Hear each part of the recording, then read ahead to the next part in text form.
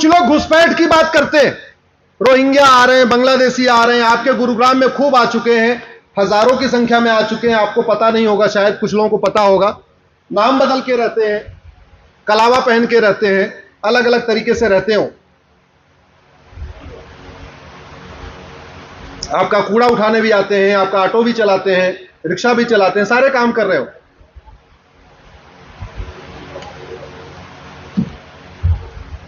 मैंने एक PIL file किया था 2017 में। 2017 में जब मैंने पीआईएल फाइल किया था घुसपैठियों को बाहर निकालने के लिए, उस समय मैंने राज्यवार आंकड़ा दिया था, सुप्रीम कोर्ट में मैटर चल रहा है अभी। उस समय मैंने कहा था कि भारत में 5 करोड़ बांग्लादेशी रोहिंग्या आ चुके हैं। 2023 में तो संख्या और बढ़ चुकी होगी, उनके बच्चे भी पैदा हो चुके होंगे।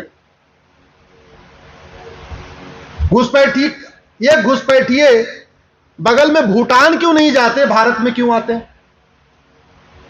ये बांग्लादेशी रोहिंग्या चीन क्यों नहीं जाते, भारत क्यों आते हैं? किसी और देश में नहीं जाते, भारत में ही क्यों आते हैं? आपके घर की अगर बाउंड्री नहीं होगी तो आवारा कुत्ते आके बैठेंगे नहीं आपके घर में? जरा जोर से बोलिए जरा। और एक बार आपने जोरदार लाठी मार दिया, एक को भी मार दिया, वो दोबारा पलट के आएगा कि नहीं? नहीं है। स्वाभाविक सी बात है, जिस खेत में बाढ़ नहीं होगी आवारा जानवर आके बैठेंगे ही बैठेंगे। ऐसे जिस देश का कानून कठोर होगा वहां घुसपैठ होगी होगी, 100% होगी। हमारे पास घुसपैठियों के खिलाफ कोई कठोर कानून ही नहीं है, एक भी नहीं है। और घुसपैठ का मूल कारण भ्रष्टाचार है। बहुत जिम्मेदारी के साथ कह रहा हूं, बॉर्डर पे घुसपैठिए 2000 रुपए दे के आते हैं, 2000 रुपए। और 2000 जो लेने वाले बीएसएफ के सिपाही हैं वो हमारे ही आपके भाई बहन होंगे। इस समय बीएसएफ में बंगाल के बॉर्डर पे ड्यूटी लेने के लिए बड़े बड़े मंत्रियों की सिफारिश होती है। अगर 2-3 साल वहां बंगाल के बॉर्डर पे ड्यूटी मिल जाए तो समझो 2-3-4 बीघे खेत, नहीं तो एक आध 3 बेडरूम का फ्लैट, नहीं तो 200-300 गज का प्लॉट, इतना सिस्टम बन जाता है। बड़ी जिम्मेदारी के साथ कह रहा हूं। घुसपैठिए बॉर्डर पे घूस दे के आते हैं और कॉमन सर्विस सेंटर बना हुआ है, आप खूब बना होगा, आपके मोहल्ले में भी होगा, 2000 रुपए में आधार बनवा लेते हैं, मात्र 2000 रुपए। जैसे ही आधार बन गया फिर 2000 रुपए देके राशन कार्ड बनवा देते हैं। पैसा कितना हो गया? 6000। 2000 बॉर्डर पे दिया, और 2000 आधार वाले को, 2000 राशन कार्ड वाले को। 6000 रुपए में घुसपैठिया गुड़गांव पहुंच गया और 2 डॉक्यूमेंट भी तैयार। उसके बाद नगर निगम के बाबू को 2000 रुपए देता है, बर्थ सर्टिफिकेट बनवा लेता है। उसके बाद 3000 से 4000 रुपए देता है, आरटीओ ऑफिस में ड्राइविंग लाइसेंस बनवा लेता है। उसके बाद 2000 रुपए वो पटवारी लेखपाल को देता है और अपना वोटर आईडी बनवा लेता है। 12 से 15,000 रुपए में बांग्लादेश का एक घुसपैठिया भारत के गुड़गांव पहुंच जाता है, फरीदाबाद पहुंच जाता है, जयपुर पहुंच जाता है, अजमेर पहुंच जाता है, चंडीगढ़ पहुंच जाता है और पूरे डॉक्यूमेंट बना लेता है। और फिर प्रधानमंत्री जी की मुफ्त मकान योजना का लाभ लेता है, मुफ्त में सिलेंडर लेता है, मुफ्त में राशन लेता है, क्योंकि उसका जो राशन कार्ड होता है गरीबी रेखा के नीचे वाला होता है। तो 15,000 रुपए में घुसपैठिया भारतीय बन जाता है और उसके बाद लगभग 10 से 15 लाख रुपए की योजनाओं का फायदा लेता है। ये जो मुफ्त की योजनाएं हैं किसके पैसे से चलती है? जोर से बोलिए जरा। अरे भैया कहने में शर्म आती है, हमारा पैसा, बोले किसका पैसा है? आपके पैसे से घुसपैठिए आ रहे हैं, बस रहे हैं और बाद में क्राइम भी फैला रहे हैं। और आप अगर मौन है तो आपसे ज्यादा समझदार कौन हुआ? समझदार है कि नहीं आप? इससे समझदार कोई हुआ क्या? अरे भैया जागो, जागो। ये करप्शन बहुत हमारे लिए कैंसर है, ये कैंसर है। और एक बार जब उसका सारा सिस्टम हो गया और इलेक्शन का टाइम आ गया तो फिर तो वो वोट जीवी नेता उसके पक्ष में खड़े हो जाते हैं। जैसे निकालने की बात आएगी वोट जीवी खड़े हो जाएंगे, बोले ना ना ना ना, ये तो देखो दलितों पे अत्याचार हो रहा है, अल्पसंख्यकों पे अत्याचार हो रहा है। और एक बहुत बड़ा खतरा मैं आपको बता रहा हूं, अगले 5 साल 10 साल के बाद शुरू होने वाला। ये ज्यादातर घुसपैठिए हिंदू नाम से अपनी आईडी बनवा रहे हैं। 5 साल के 10 साल के बाद ये संगठित रूप से इस्लाम कबूल करेंगे जगह जगह। एक्चुअल वो मुस्लिम ही है, लेकिन अभी वो हिंदू नाम से आए हुए थोड़ा अपने आप को सेटल करने के लिए। जैसे यहां 10-5 साल रह जाएंगे, प्रधान पार्षद सबसे बढ़िया सेटिंग हो जाएगी, 2-4 बार वोट दे लेंगे, फिर बोलेंगे जी मैं तो कन्वर्ट कर रहा हूं। तो 10 साल के बाद पूरे भारत में एक नया खतरा शुरू होगा। अरे बाप रे बाप, देखो गुड़गांव में इतने लोग कन्वर्ट हो रहे हैं, फरीदाबाद में इतने कन्वर्ट हो रहे हैं, दिल्ली में इतने कन्वर्ट हो रहे हैं। वो कन्वर्ट एक्चुअल में अभी कन्वर्ट है, वास्तव में अपने असली उस पर जा रहे हैं। तो पूरी दुनिया में बदनामी होगी कि नहीं कि भैया इतने बड़े मात्रा में लोग सनातन धर्म छोड़ के क्यों भाग रहे हैं? बदनामी होगी कि नहीं? यह समस्या 10 साल के बाद आने वाली है, जिससे मैं अभी आगाह कर रहा हूं आपको। ये बहुत बड़ी समस्या आने वाली है।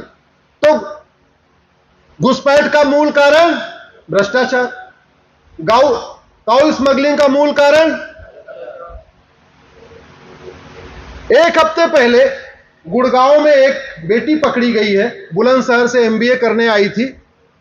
उसको ड्रग स्मगलर्स ने अपने जाल में फंसाया, थोड़ा थोड़ा ड्रग देना शुरू किया। जब वो एडिक्ट हो गई तो उसको पेडलर बना दिया, यानी सप्लाई करने वाला बना दिया। इकलौती लड़की बुलंदशहर से मां बाप ने एमबीए करने के लिए भेजा, ऐसा नेटवर्क में फंसी कि कौन कहे वो ड्रग खुद ही लेने के लिए ड्रग सप्लाई करने लग गई। पुलिस ने पकड़ लिया है, उसके ऊपर सारे धाराएं लग गई हैं। जो मां बाप एमबीए करने के लिए भेजे थे, अब मां बाप उसकी जमानत करने के लिए दौड़ रहे हैं। कौन है इसके लिए जिम्मेदार? कौन है जिम्मेदार? जरा जो बोलिए। मैं ये पूछ रहा हूं, सिंगापुर में 900 ग्राम गांजा लेने के बाद फांसी हो सकती है, तो भारत में ड्रग स्मगलर्स को फांसी के लिए कानून क्यों नहीं बन रहा है? ये ड्रग स्मगलर को सपोर्ट करने वाले कौन लोग हैं? क्या पॉलिटिकल पार्टियां चंदे के लिए इस हद तक चली जाएंगी कि हमारी पूरा युवा जनरेशन बर्बाद हो जाए और चंदे के लिए वो ड्रग स्मगलिंग के खिलाफ कठोर कानून नहीं बनाएगी? क्या हमारे सांसद विधायक पैसे के लिए, मतलब उनको किसी भी हद तक जाने के लिए तैयार है? माना कि ड्रग स्मगलर चंदा देते हैं, लेकिन ड्रग स्मगलर के चंदा के चक्कर में हमारी युवा पीढ़ी बर्बाद हो रही है। तो अगर आप लोग नहीं बोलोगे तो यह कानून नहीं बदलेगा। हमारी यंग जनरेशन बर्बाद हो रही है। जितने मैनेजमेंट के स्कूल हैं, वहां पे सिगरेट के पैकेट के अंदर गांजा बेचा जा रहा है। देखने में वो सिगरेट होता है, एक्चुअल में उसके अंदर गांजा होता है, चरस होती है, कोकीन होती है, अफीम होती है। हमारी पूरी यंग जनरेशन बर्बाद हो रही है। और एक बार नशे में आदी पड़ गया तो उसके लिए काहे का धर्म, काहे के लिए राम, काहे का कृष्ण, काहे का योग, काहे का प्राणायाम, काहे का तिलक, काहे का जनेऊ, काहे का यज्ञ, कुछ सब बेकार हो गया उसके लिए। तो मैं आप लोगों से निवेदन करता हूं, नशा तस्करों की 100% प्रॉपर्टी जब्त करने और फांसी देने के लिए कानून की मांग करिए। पार्टियों से ऊपर उठिए, क्योंकि अल्टीमेटली भारत में कानून का राज है। जज कानून देख के सजा देगा, न कि सरकार किसकी है उसको देख के सजा देगा। जज सजा देते समय यह नहीं देखेगा कि सरकार किसकी है, जज सजा देते समय यह देखेगा इस धारा में कितनी सजा देना है, लिखा कितना। तो जब तक वो नहीं बदलेगा तब तक नहीं होगा। धर्मांतरण हो रहा है कि नहीं हो रहा है? धर्मांतरण के लिए लगभग 50,000 करोड़ की फंडिंग आ रही है। जो लोग के पास जागरण होगा, आज ही उन्होंने देखा भी होगा, फ्रंट पेज की लिंक देखा कि नहीं? कुछ लोगों ने हाथ उठाइए जरा, कितने लोगों ने देखा? भारत में धर्मांतरण कराने के लिए खाड़ी देशों से हवाला के जरिए आ रहा है, पश्चिम देशों से एफसीआरए के जरिए आ रहा है। 50,000 करोड़ की फंडिंग आ रही है। जब तक यह फंडिंग नहीं बंद होगी तब तक धर्मांतरण नहीं रुकेगा।